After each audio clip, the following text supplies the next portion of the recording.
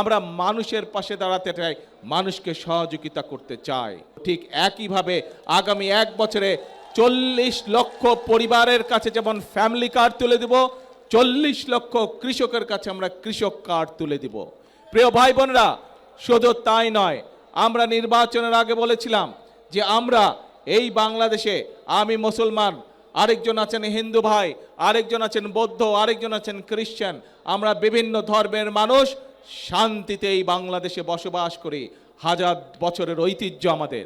কিন্তু এই যে আমাদের ধর্মীয় শিক্ষক বা ধর্মীয় গুরু যারা, মসজিদ মাদ্রাসাই হোক, গির্জাই হোক, মন্দির হোক, এখানে যারা আছেন ধর্মীয় ব্যক্তিত্ব বা ধর্মীয় গুরু, এই মানুষগুলো মানবতার জীবনযাপন করেন অনেকে।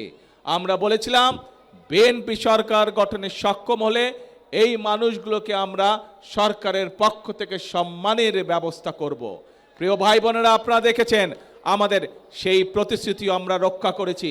যেভাবে আমরা মায়েদের হাতে ফ্যামিলি কার্ড তুলে দিচ্ছি ধীরে ধীরে, যেভাবে আমরা কৃষক ভাইদের আছে কৃষক কার্ড তুলে দেওয়ার চেষ্টা করছি ধীরে ধীরে, আমরা একইভাবে ইমাম, মুয়াজ্জিম, খতিব সহ অন্যান্য ধর্মের যারা ধর্মীয় গুরু আছেন তাদের হাতেও সম্মানের ব্যবস্থা তুলে দিচ্ছি।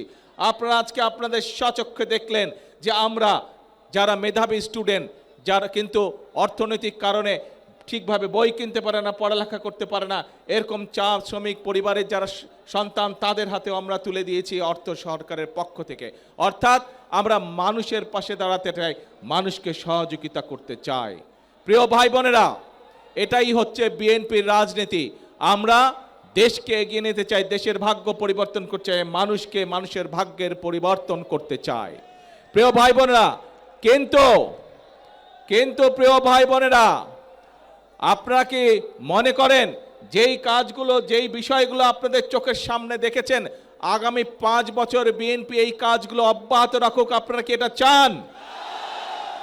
কে মায়েরা, আপনারা কি চান বাংলাদেশের সকল মায়েদের কাছে আমরা ফ্যামিলি কার্ড পৌঁছে দেই?